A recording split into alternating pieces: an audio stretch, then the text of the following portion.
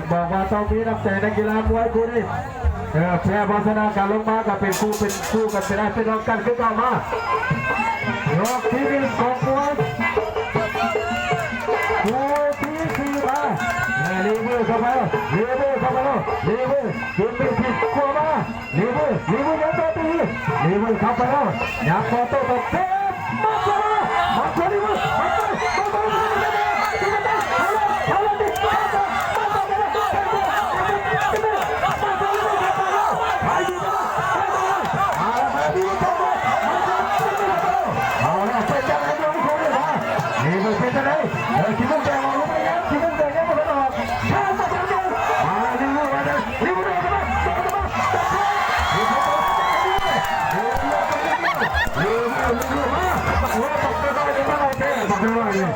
มันไหลมาลีมือเข้าไปมัดสายลงไหมถือว่าสุดยอดถือว่าสุดยอดมัดเดินเสียงมัดว่าจะทำกินได้อย่าเราไม่กินได้ดูได้เอาเพียงคนตัวบ่ได้นะลีมือเข้าลีลาของมันออกได้ไปนะเป็นที่ไหนกรรมการจัดการมาลีมือเข้ามาเตะตัวลีมือเข้าลีมือเข้าเตะขาโบขาทีไปทีเข้าพอ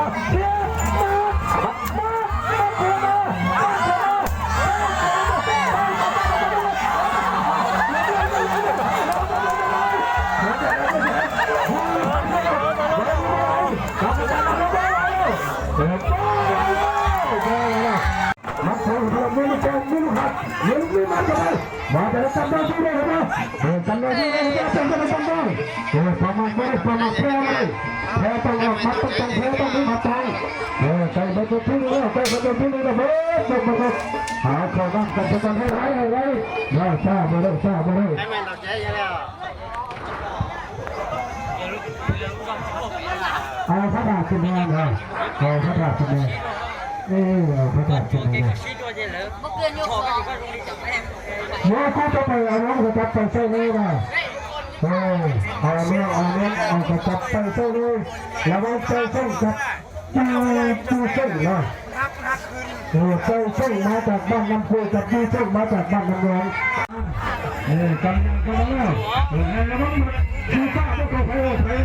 มัดแพ้พวกเขาไปมัดกับมันตั้งใจ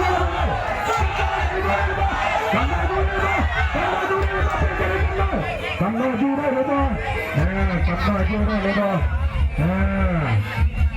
โอ้ได้สายมากำลังดูได้จะดูบ่จะดูได้เลยบ่หากมันที่เจ้าแค่ยิงน้ำเลยนะมันที่เจ้าแค่ยิงน้ำเลยมันที่ฝ่าบังคับที่แค่เตะเลยบ่ออกได้ออกไปหาบังแข่งขวามามัดจำมันที่นับหามัดเห็นจะได้จำด้วยหามัดไปแล้วมันที่ฝ่าจะผสมให้เขาเราต้องมือหน้าคุณนะต้องนับหัวกันทีเลยจำได้เราจะเดินต้องนับหัวมัดขวาเข้ามาเลยทำมือลูกเขาแล้วเป็นจะได้จำด้วยมือที่ขี่แล้วจำด้วยมือที่ขี่รอมาเข้ามามีแข่งขวาที่ใส่มัดเข้ามาหมดแล้วถึงใครนะไม่จะนับยังไม่จะนับได้จำได้เป็นจะได้จำได้ประมาทแพ้มาเลยแพ้ไปเกี่ยวกันบ้างมาเลยรอมาโอ้แม่ทางนี้แข่งเลยมุนชีฟ้ามัดเข้ามายังไม่เข้าหาเขาไม่มัดเข้ามาการยังไม่ได้สุดที่นะมาเข้าโต้นะมาเข้าทุบทำการเรียนยังให้มุนชีฟ้ามาเลยแพ้เข้ามาแล้ว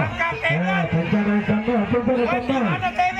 กันด้วยมาแต่สมมติเขาจะเป็นประธานเลยมาเข้ามาจะได้กันด้วยเข้ามาให้ได้ด้วยเฮ็ดตัวได้กันด้วยให้ได้ด้วยมัดจะได้มาดูเลยเป็นจังเลยกันด้วยดูได้มาดูแบบไปกันได้แล้ว